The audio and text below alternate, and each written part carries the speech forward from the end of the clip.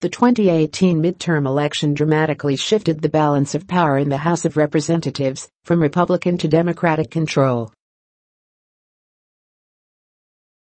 Many expected that, given President Trump's relatively low approval rating, historically, that had meant the president's party would lose many House races. Pre-election polling largely confirmed the likely Democratic takeover.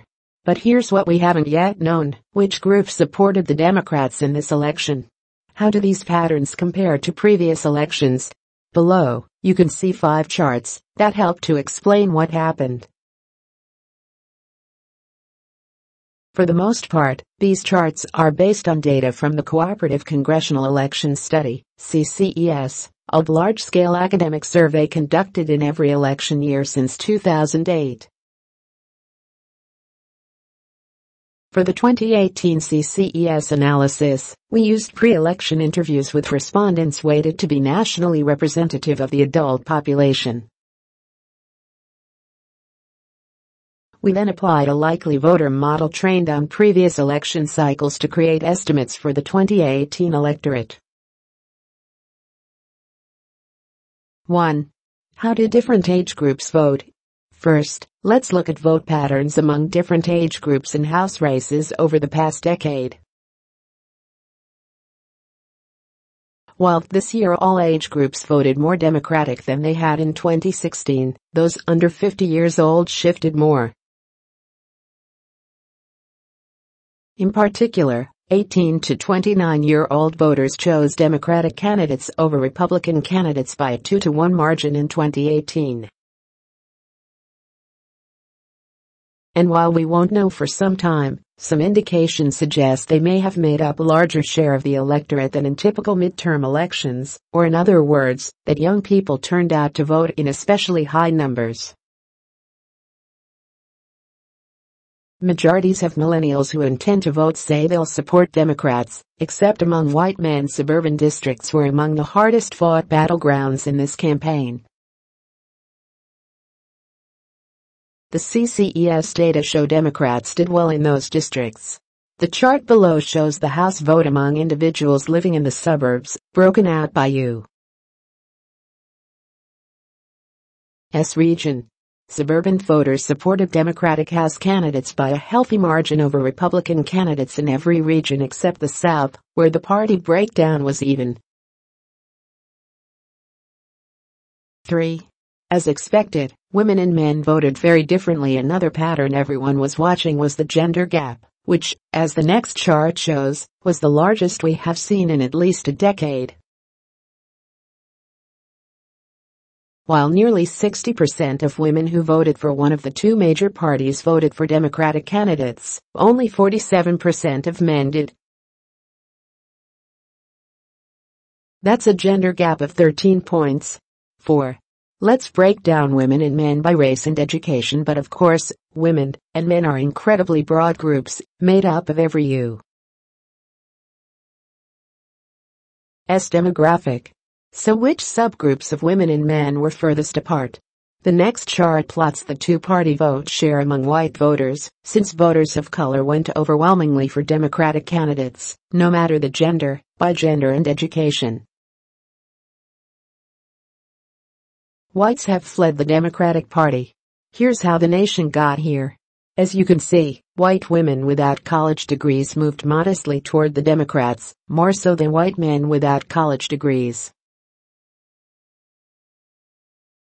But a far greater proportion of white college-educated women swung to the Democrats, even beyond their previous support for Democratic candidates in previous elections. How much did they swing? In 2018, white college-educated women increased their support for Democratic candidates by 8 percentage points over 2016. In previous cycles, this group has accounted for about 15% of the electorate, so large Democratic margins among this demographic surely helped fuel Democratic candidates' success in 2018. 5. Why did college-educated white women swing so far toward the Democrats? What explains college-educated white women's big shift? The final chart comes from analysis I conducted for Data for Progress. In that piece, I compare the role of voters' attitudes about women in this election to the role it played in 2018. Among other factors, I looked at what researchers call hostile sexism, a set of antagonistic attitudes toward women that stem from a belief that women want to control men.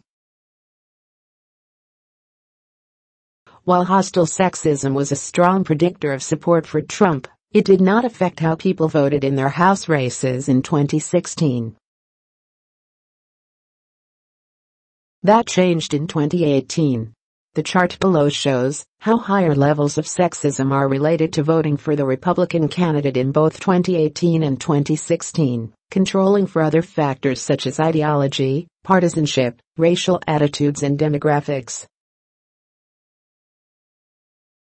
In 2016, a voter's agreement or disagreement with sexist statements, which you can find on the x-axis, did not matter much for whether they voted for the Republican House candidate. In 2018, however, people who were more likely to disagree with sexist statements, i.e., had less hostile sexism, were much less likely to vote Republican. In essence, less sexist voters punished Republican House candidates in a way they did not in 2016. What's more, Republicans did not gain any more sexist voters to offset that loss.